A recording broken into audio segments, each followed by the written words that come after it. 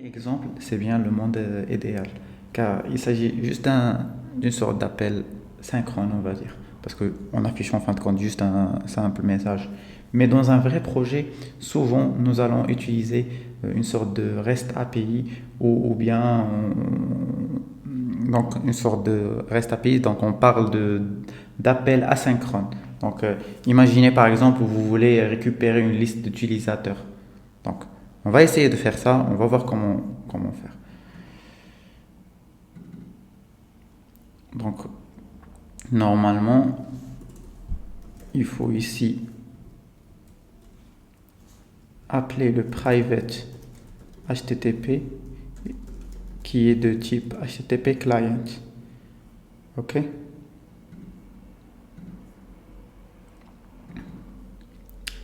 Ici, il faut dans les imports ajouter HTTP client module. OK? Parfait. Cool. Donc, ce qu'on peut faire, c'est vraiment aussi pour la consistance, modifier le nom ici par user. Ça marche?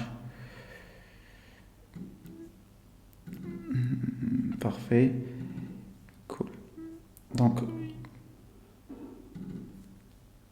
on va appeler ici get users et on va faire un 10.http.get.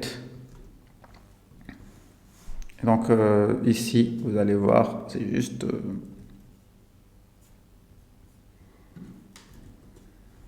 voilà, on a une sorte de on récupère un JSON qui contient une liste d'utilisateurs.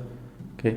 Donc on aimerait bien s'en servir. Donc pour bien faire les choses, on peut créer une sorte de modèle, okay, qui peut être juste export interface user.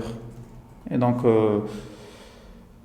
ça peut être juste donc ici on a vu ID et name, donc on va juste mettre ID number.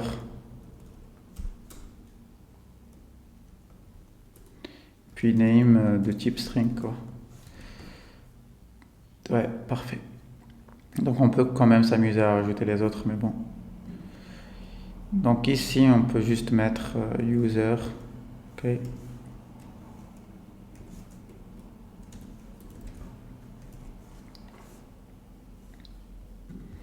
Ici on s'attend à avoir un observable de type ça.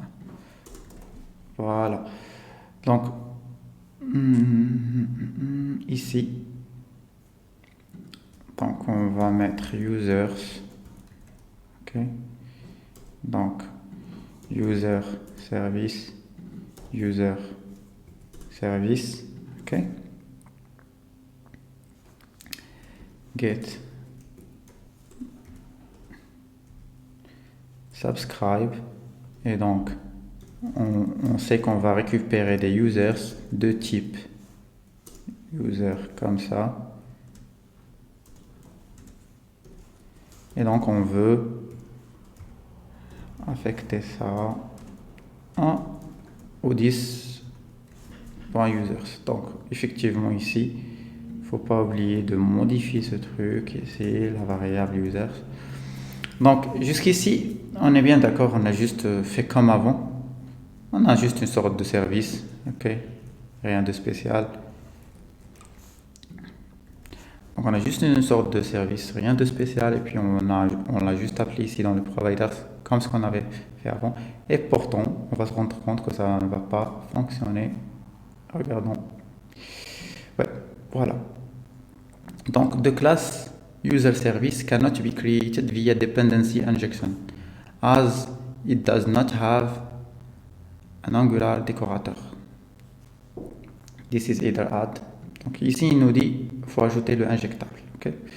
Donc en gros, avant l'exemple avec le message service, on n'avait vraiment il dépendait de rien.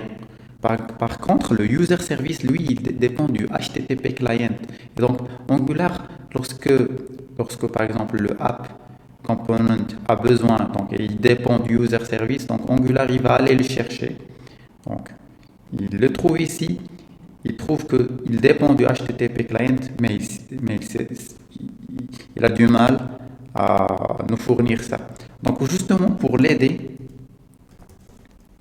on peut utiliser l'injectable comme ça. Oui, donc effectivement, il faut que je modifie ici. On va juste mettre users avec un pipe JSON. Donc vous voyez maintenant, on récupère la liste sans problème, ok. Mais comme je vous ai dit, donc revenons ici à user service. Donc il faut faire attention. Dans Angular, c'est vrai qu'on a une partie Angular, mais on a aussi une partie TypeScript. Donc, en fin de compte, un composant, c'est juste une classe.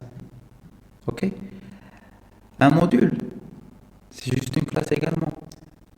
Un service, c'est juste une classe. Une directive, c'est juste une classe. Pipe, c'est juste une classe. OK? Mais en fait, c'est vraiment ces décorateurs. C'est vraiment ces décorateurs, genre par exemple ici le injectable, ici le component, ici le ngModel, le directive, le pipe. C'est vraiment ça ce qui rajoute ce que moi j'appelle des superpowers à la classe. C'est ce qui fait que cette classe est devenue un module, ici devenu un service. Mais bon, ici on s'en sert justement pour pouvoir fournir le HTTP. Ici, c'est ce qui fait le app component, c'est ce qui fait que le app component est devenu un component. Donc, on va essayer quand même, on va juste s'amuser un peu, mais imaginez, on crée une pipe, je mets n'importe quoi, mais vous voyez que notre code fonctionne toujours, ok?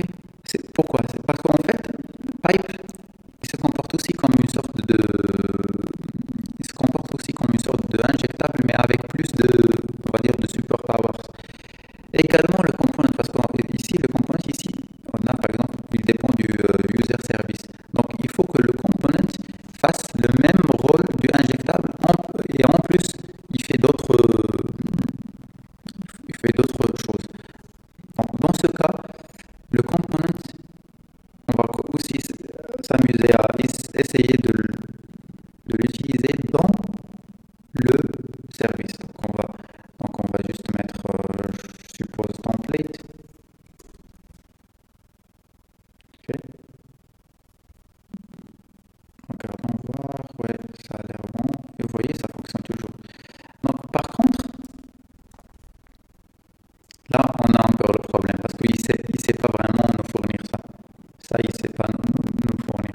Donc, par contre, ce que je veux dire, c'est que garder l'injectable pour les providers, les services, garder le décorateur component pour les components, le décorateur directive pour les directives, etc.